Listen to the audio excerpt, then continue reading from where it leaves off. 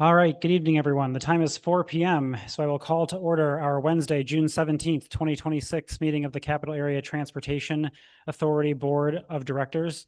You all are in for a treat this evening. I'll be doing the roll call. Kelly Blackwell, Phil DeShane, Chelsea Dowler, sorry, Chelsea, Shanna Draheim, Mark Grebner, Derek Milo, Present. John Prush, Ed Rogers, Jack Schmidt, Eric Tanz, Nathan Triplett here, Steve Vagnozzi. Here.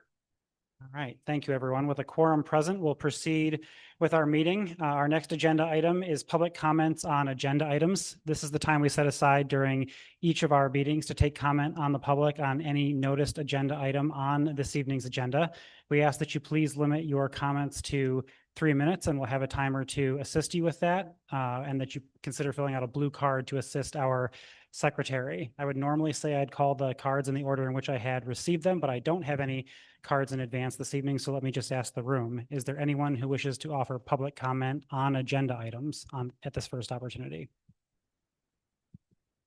Seeing none, we'll move forward then to chair's comments. I have just 3 quick things this evening. The first is to request an absence from our colleague, Jack Schmidt. I should note, I believe, and you can confirm this, Kelly is actually on the Zoom this evening, so she's joining us virtually. So Kelly, good to see you virtually. So I would just ask if there's a motion to excuse Jack from this evening's meeting. Moved by Shanna, seconded by Derek. All those in favor, please indicate by saying aye. Any opposed, say nay. That motion carries. The absence is excused. The second is just a logistical reminder for folks. We are in the process of making some changes to the room to help with sound dampening, but especially until those are in place, I would just remind board members around the table, you have a microphone. If you need to speak, please pick up the mic and speak clearly into it. And for any members of the public who might be offering public comment at the second and final public comment opportunity, we'll make sure you have a mic as well so that people can be clearly heard in the room and on the virtual meeting. And then my last item is actually a request. The APTA board member training seminar is actually being held in the city of Detroit this year in July. Our policy for board member attendance at events like this, 406, requires board approval.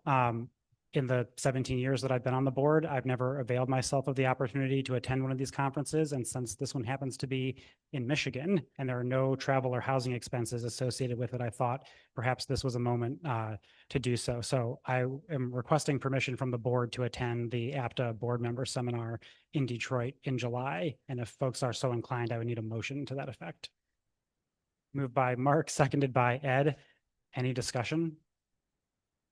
If not, all those in favor, please indicate by saying aye. Any opposed, say nay. That motion carries. Thanks, Shanna. And that concludes my comments this evening. I'll turn it over to our Chief Executive Officer, Brad, for his report. Brad. Thank you, Mr. Chairman and board members, members of the public, staff. I have 3 items for you tonight. We have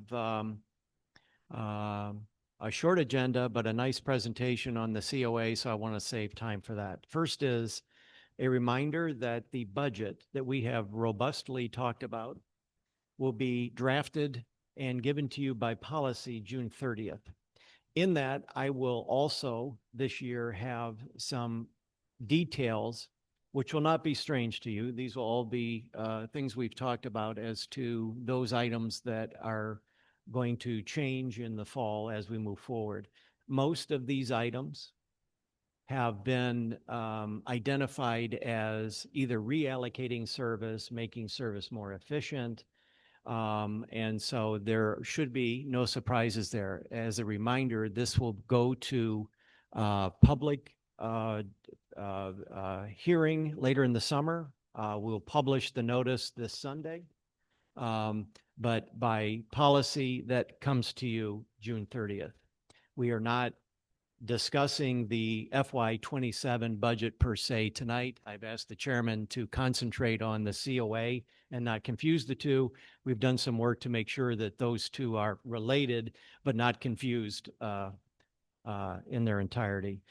Secondly, also June 30th, we will be mailing out the community report, and it is a neat it's a neat addition. I know that you all enjoy the community comments from our partners and stories, and Brandy and crew have put together quite a community report. I think I even have a new picture in there this year. Thank you very much because of the gray thing. Anyway, that will also be June 30th. Finally, June is a big month for a number of reasons, and if you haven't noticed, you will shortly see the this year's edition of the Juneteenth bus on the street. Kudos to the newly branded CATA 1 team, which is a volunteer committee, which works with marketing and other departments to come up with ideas for our participation in these important events. The Freedom Festival, including the African American Parade, is on Saturday the 20th. I invite all of you to participate in that. The parade starts at Sexton at 11 a.m. You need to be there a little earlier if you want a good spot in the marching line. The flag raising, Lansing does a traditional Juneteenth Flag Day. That will be Friday, the 19th. Is that at noon? 11 o'clock, and that's at City Hall? Yes, it is.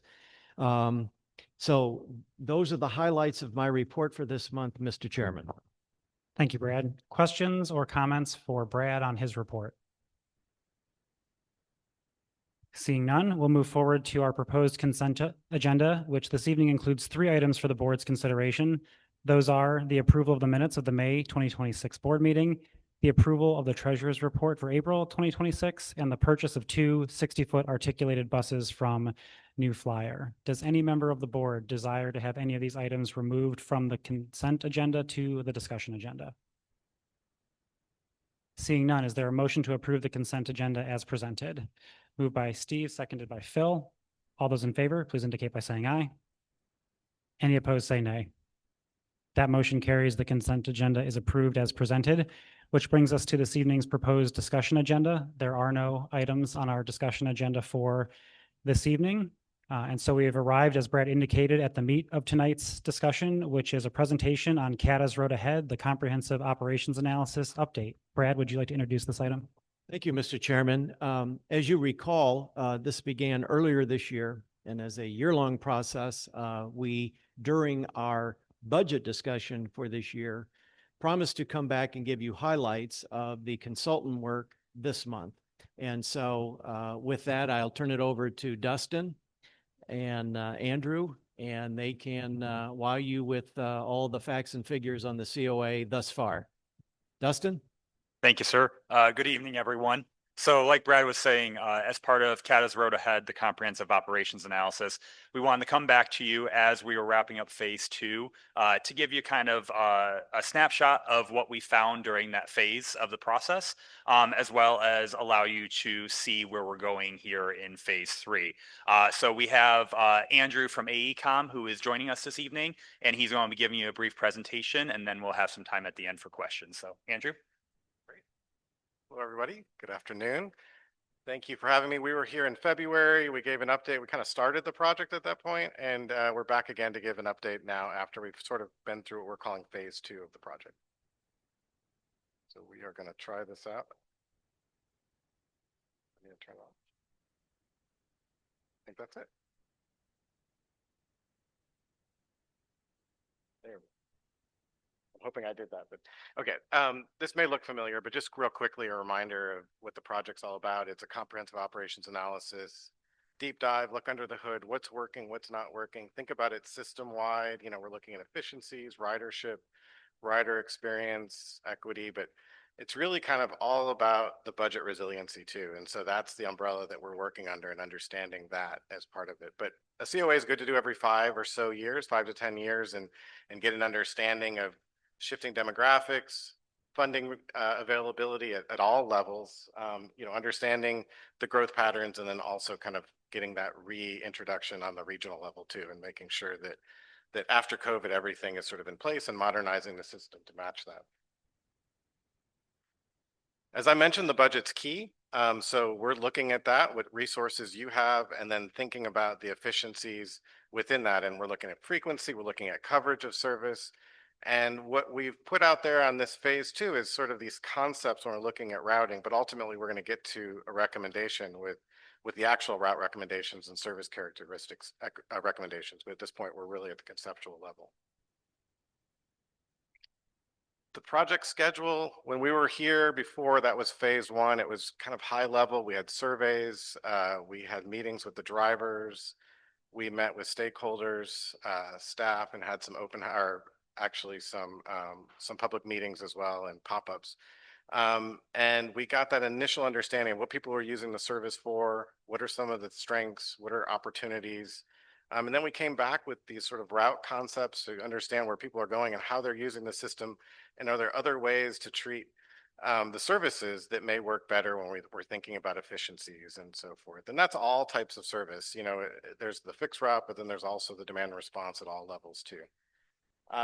So we are now in the purple area where it says service evaluation. We're in the very first part of that. And so that's the sort of route concept. So really what we're going to be doing over the summer, we're going to take advantage of the time when people are on vacation and school's out and so forth to really start focusing on that technical side. So, the routing concepts have been out there, but really we also need to think about what's the frequency of service? What's the difference between weekdays and weekends? How early, how late, and so forth. And that's just as important to riders and to the community as the routes themselves. So we'll start looking at that and then getting into the financial side as well. We'll then kind of shift gears over the summer into the organizational and the financial side, getting ourselves to phase 3, which is end of August, early September, come back out to the public with the actual recommendations and get input, and then come back to you at some point in the fall as well. Once the COA is over, CATA can then implement. They'll have a plan in place to implement. It may be phased. It may all happen at once. We'll see as we get closer to that. And there's a number of steps, including public hearings, that need to happen before implementation takes place. But I wanted to focus in on that middle section because this is really what's happening over the summer. So these are really our immediate next steps. So as I mentioned, we're in this service concept phase right now and getting into service characteristics. And then later in the summer, we start really looking at operating costs, capital costs, vehicle needs, maintenance needs, at certain level, staffing and so forth, and then making sure that we look at important metrics such as ADA and Title VI to get to the implementation point.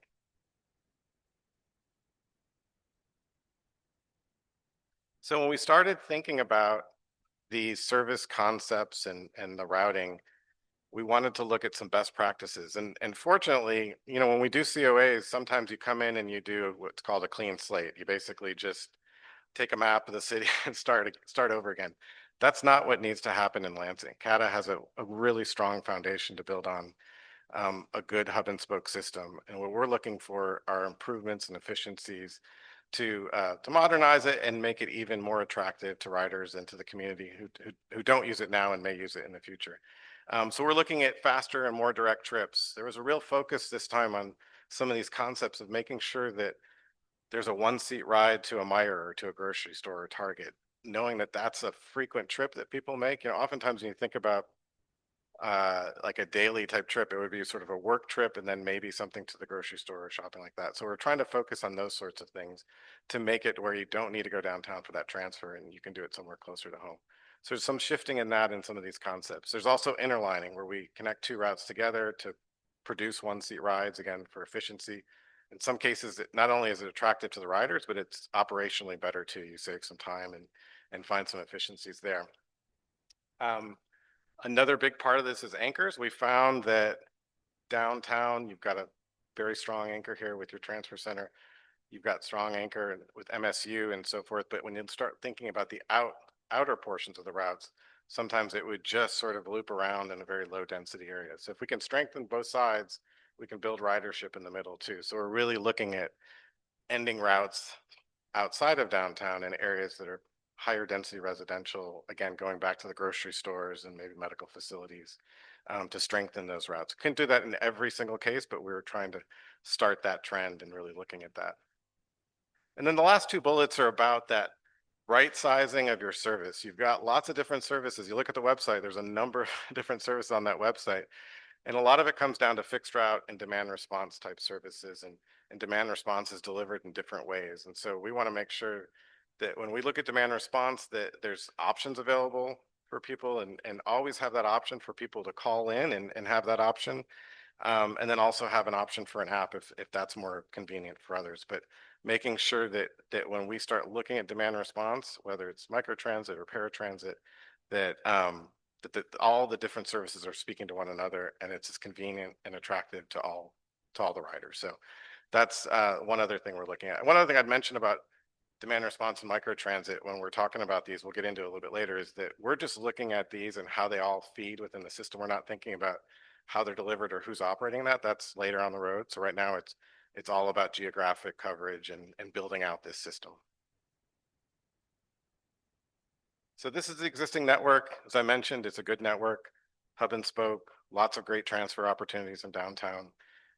Time transfers, that works really well. So what we were doing, we came up with these concepts really to get people to react and provide comments and input. And we did surveys that people could really drill down into the routes and understand. So one of the options is what we're calling concept A, and that's sort of a higher level, more modest type improvements. And then concept B was a little bit more aggressive, but I wouldn't say overly aggressive. It really starting to think about it as you build out and maybe maturing the system without as many routes coming downtown and maybe streamlining some of the routes and then seeing how it all works together with the demand response service. So we're going to go in a little bit into each of these and then I'll put it out the map so you can see it all layered together with microtransit too. So as I mentioned, concept A is our more modest changes. There's some shifting of routes. There's straightening out. Again, we're putting some anchors. Some routing got changed so it could touch a grocery store.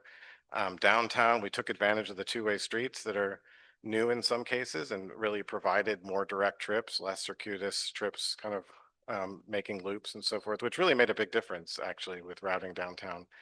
And then we also, you'll see when you see demand response, start thinking about trips to the airport and trips throughout the community, kind of moving a little bit faster.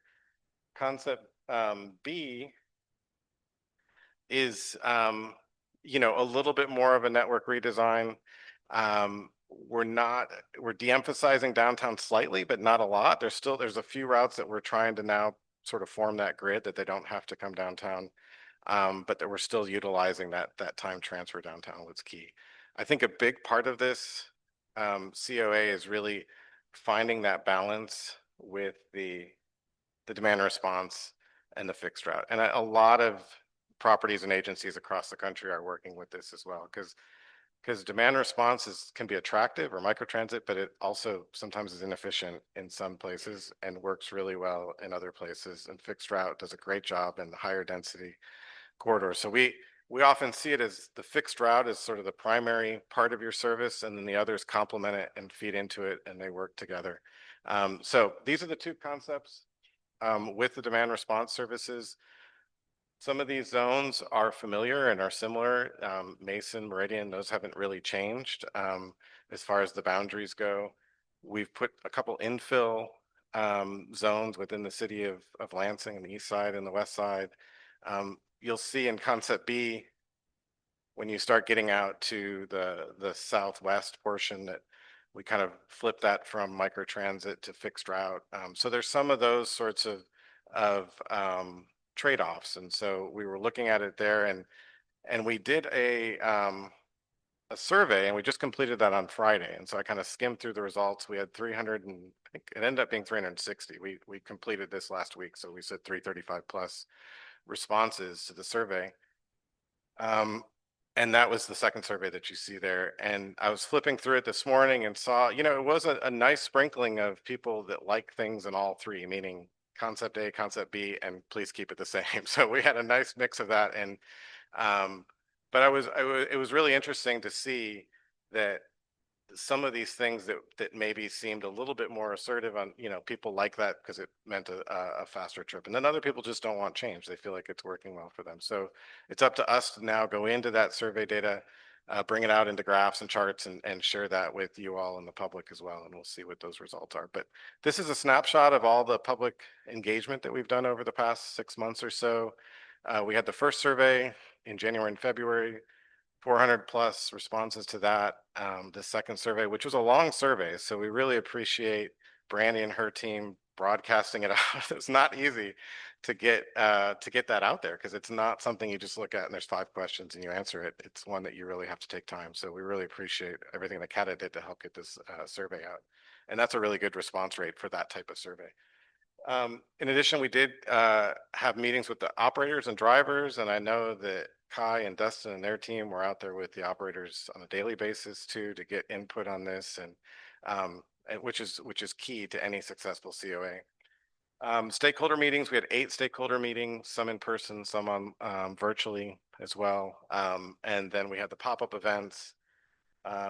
And public meetings, but I think the ride-alongs that we had on June 3rd were some of the best information that we got. We had a few people from the team that rode the routes with the surveys. They had hard copy surveys, so if people didn't feel comfortable filling out themselves, they would fill it out for them and ask the questions. And within one day, we had 58 responses on that survey. So that was really helpful. That was part of the second survey as well.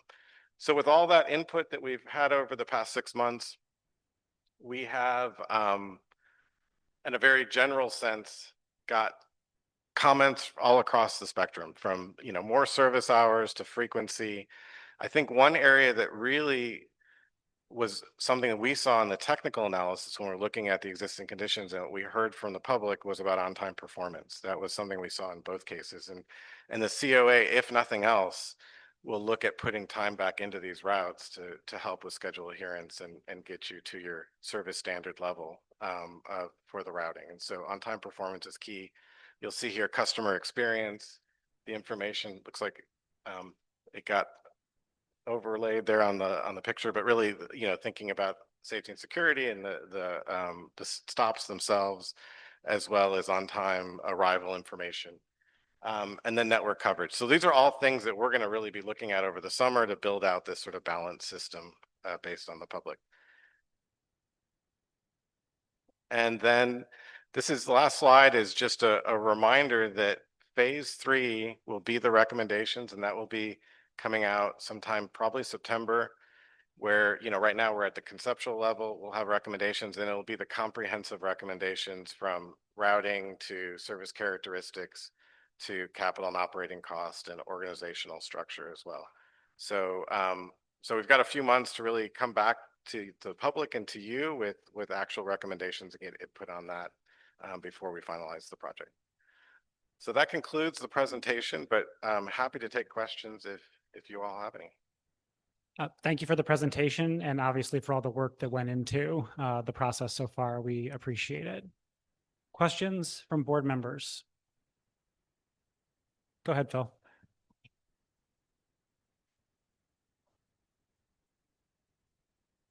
How much of your process, like the survey results, have you made available to the public or to the staff or the board at this point? So the first survey, we had that report completed and has been posted on the website.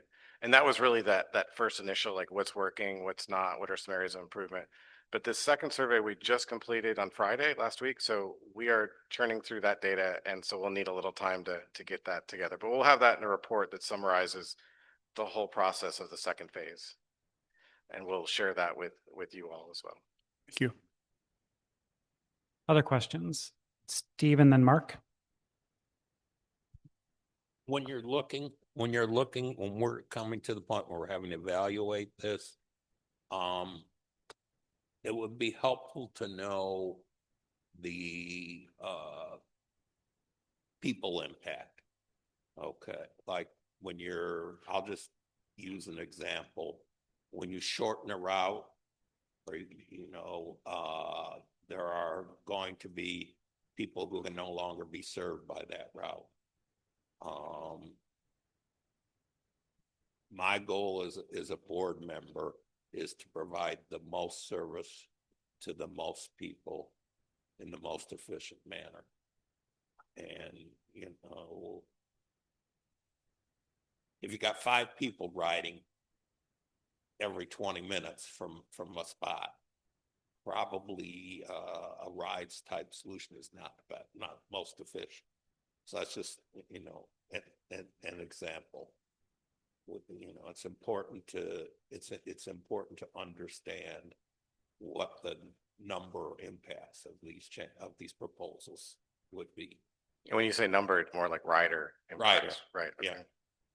And maybe understanding your philosophy Exactly. in terms of matching line routes with ridership volume and paratransit with ridership volume. So we have a better handle on it. I appreciate that. And I agree. That's very important, understanding that the criteria, the philosophy of what went into that. And, to your point, we often show, like, we'll give examples of from this point to this point, it takes this amount of time, existing and then in the proposed or the recommended, we're showing that it is shortens, but this is another metric that you provided as well too. So appreciate that. Mark? And just a reminder to board members, if you keep the mic close to your face, it'll be easier for folks to hear you. I have to say that this reminds me a lot of this as a bus station. The acoustics, you've captured them perfectly. This is like Jeopardy. I should form these all into questions and I shouldn't make assertions, but I'm sort of trying to urge the body on, and maybe I could even get the COA, kind of like get it in motion a little bit. So pretend these are questions. In one of your earliest slides, you ask, why conduct the COA? And nobody said because technology has changed and the way people live has changed and the way people where they work has changed and everybody's opportunity costs have changed. And CATA needs to respond to those and change with them, and we need to fit in. And I would have thought that would be one of the reasons to conduct a COA, because we are 10 or 20 or 30 years behind technology and people's lives. But, make that into a question now. As far as like process, it seems to me that an important kind of research beyond asking people where they're going and whether they like the service would be to ask, so what are other transit agencies doing? What are the TNCs willing to do? Are they willing to do, have they made agreements with any municipal travel or transit agency anywhere in the United States that we can take advantage of? What are the new possibilities out there? And I didn't see any hint here that, the TNC doesn't even appear here, except I guess a vague reference to microtransit. But really, it seems to me an important class of question is, what is possible? What are people already doing? There are, 1,000 transit agencies or more in the United States. They must have reached local agreements by now with some of them. And the third question that I just hope can still be asked before the final recommendation report is like, what are the possibilities? What has become possible in the last 10 or 20 years or 2 years that we haven't thought about yet? What sorts of things should we be exploring? Maybe not for this change, maybe not something we're going to implement this week or this month or this year or this decade, but what sorts of things are becoming possible that we should be doing? Because I just, running buses around and picking people up and dropping them off and trying to do it more efficiently as if this is 1957, it's nice, but, I'm just hoping that we can move forward. We've been entrusted with a tremendous amount of money and a tremendous amount of public trust.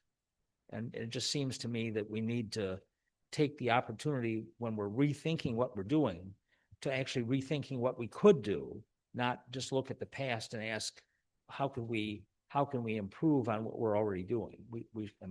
How can we tinker with it in effect? I'd like to move away from the concern with tinkering, and I'd like to move in the direction of like actual bold thinking about what we can do more efficiently to take $60 million a year and spend it to move people around and to make their lives easier.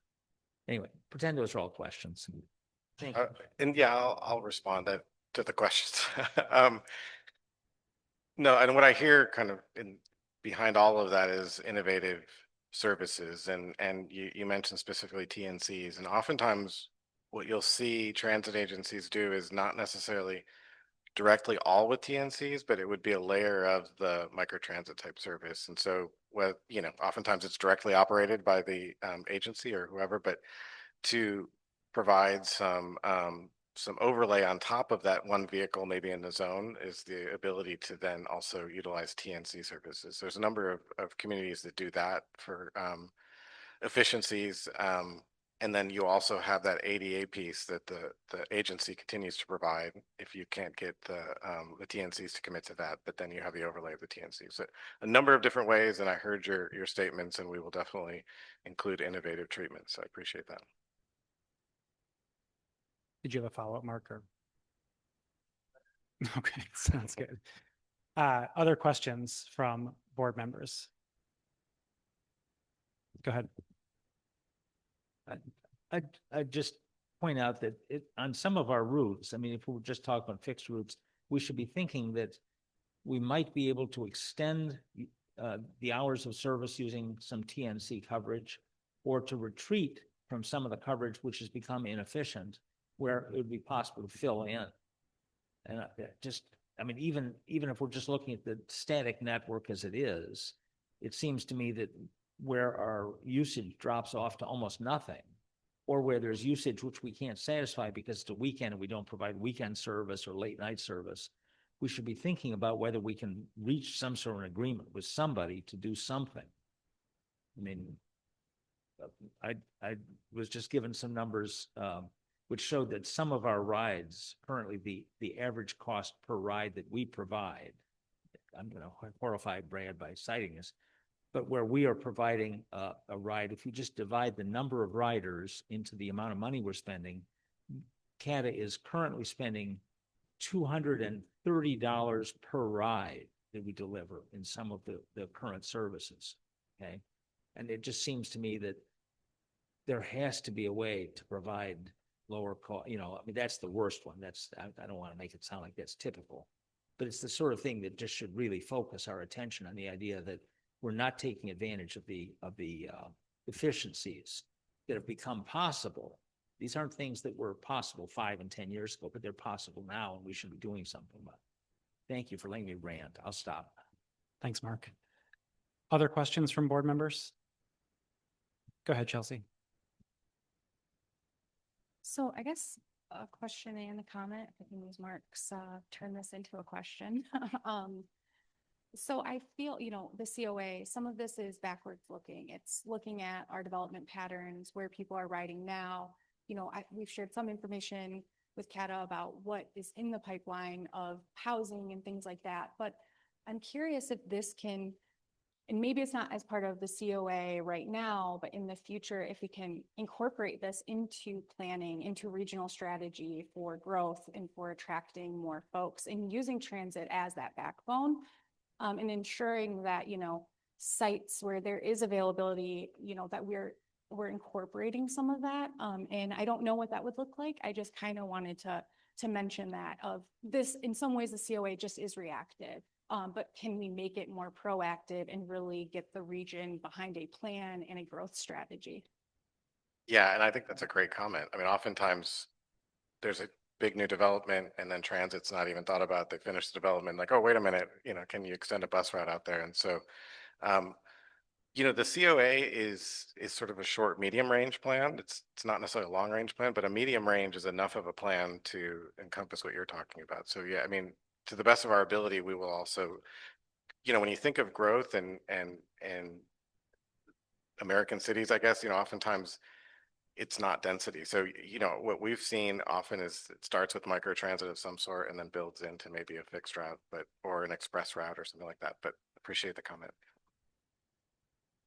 We've had our fair share here at CATA of the experience of transit being an afterthought, I think it's fair to say. Phil, go ahead. I'd like to back up what Chelsea and Mark have said. This is an opportunity to think broadly.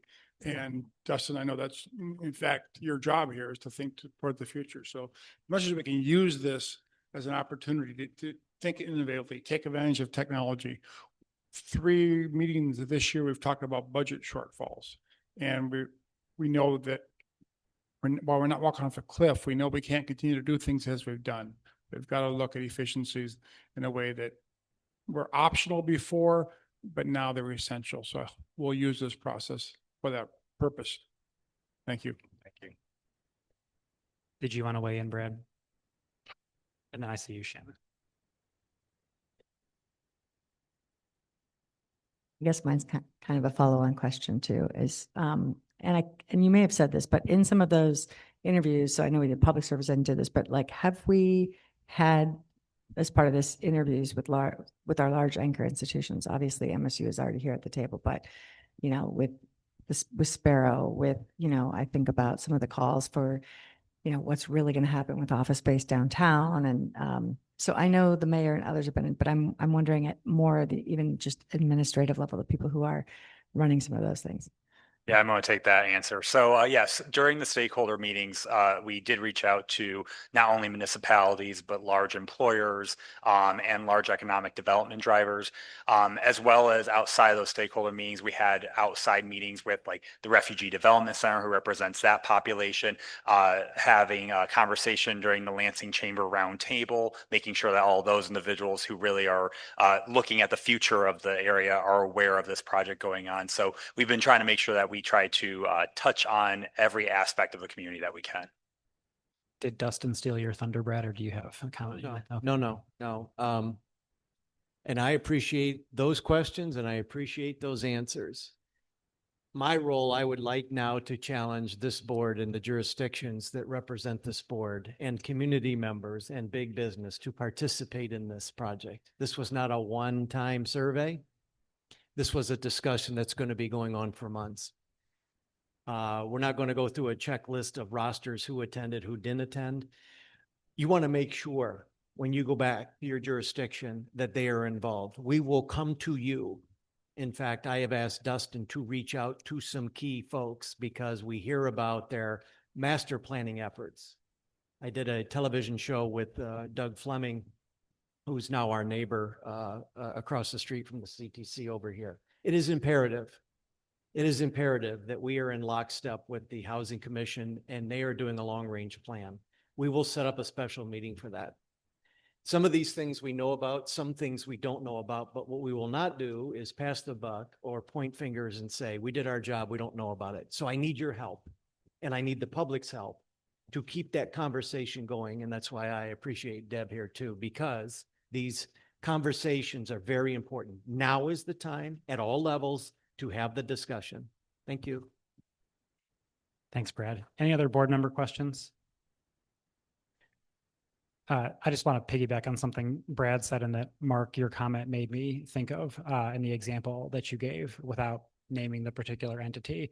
I think when we get to the later phase here and we're talking about services that have a per rider cost along the lines that you're talking about, I think it's reasonable to be concerned about that. I do think, sort of piggybacking off Brad's point, an important conversation to have at that point, if those are services that benefit particular jurisdictions or entities within the region, to go to them and say, well, before we make a purely economic decision here, which is this doesn't make sense, if this service is really important to you and you want to continue it in some fashion, what does that look like? Are you willing to come to the table? Things like that, which is why those part of the reason, not all the reason, but part of the reason why I think the conversations Brad's talking about is so important. So no township board or city council or other entity can come to us and say, when the final report is released, where did this come from? I've never seen it before. Where are these changes?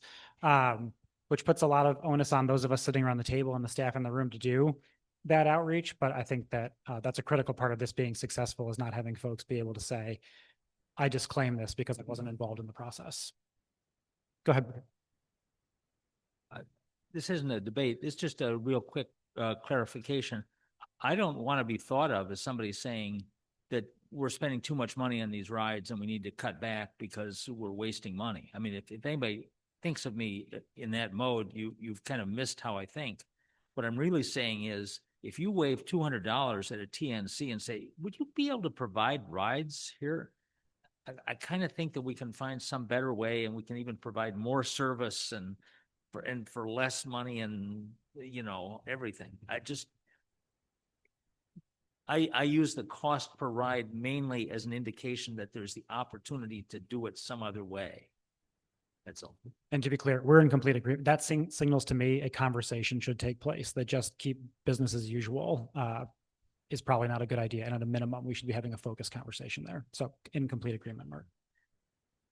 Any other questions at this stage? All right. If not, lots more to come. Thank you again for the presentation and Great. for all your work and hearing the feedback this evening. Thank you.